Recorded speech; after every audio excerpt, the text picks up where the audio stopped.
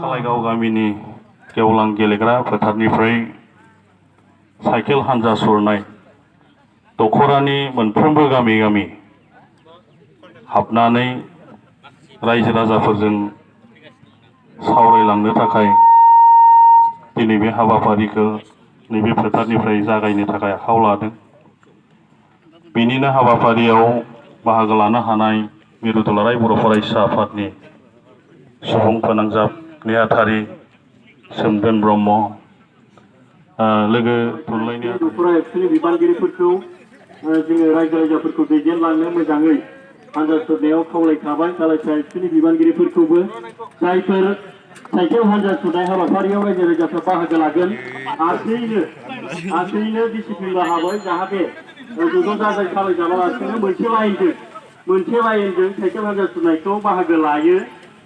बयबो होंगो दोंगो जाया सारखौ टेकभइस खालामनानै होनो थाखाय बे समाव खावलायबाय आरो मोनसेल' लाइनजों जोंनि साइकेल हानजा सुरनाया जागोन। बेखायनो मानगोनां रायजो राजा बिथांमोनखौ खावलायबाय मोनसे लाइनजोंनो जाहाथे फैयो मोननै मोनथाम लाइन जाया।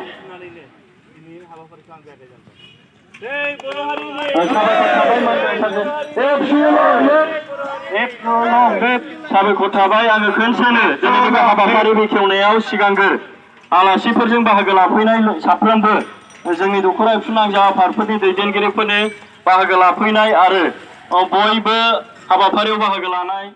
So hello guys man, दिनैनि भिडिअ गासिखौबो गोसो गोरबोजों बरायना लाबाय। दिनै आं दुलाराय बर' फरायसा आफादनि साइकेल रेलि दं, बेवहायनो बाहागो लाफैदों। दायो जों सालायगासिनो दं, ओमफ्राय माखासे मिटिं खालामलांबाय थागोन। रामफल बिल दखरा दुलाराय बर' फरायसा आफादनि सिङावनो थानाय मोनफ्रोमबो गामियावनो हाबलांनाय जागोन आरोना।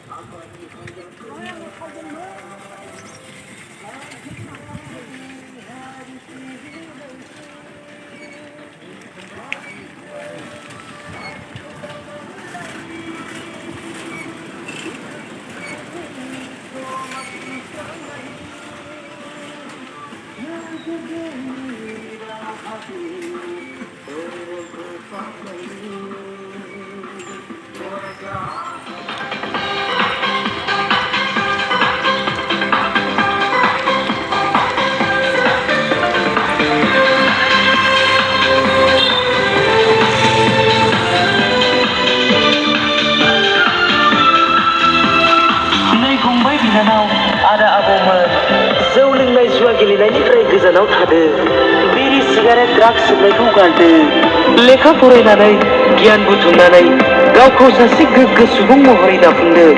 जौगालु गोनोखो मुगाजों फैजों समानै आगान सुरलांदोनि, लोगोसे बर'खौ बुहुमाव गेरेमसा माहारि महरै गायसनलांदोनि।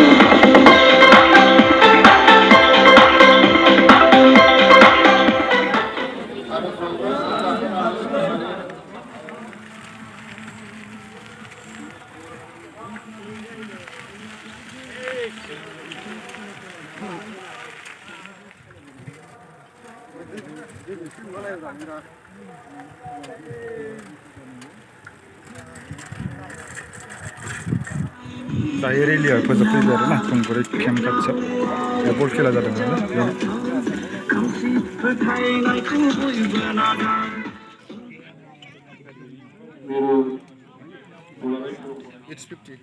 जोंनि क'क्राझार जिल्ला दुलाराय बर' फरायसा आफादनि गासै बिबानगिरि नोंथांमोन।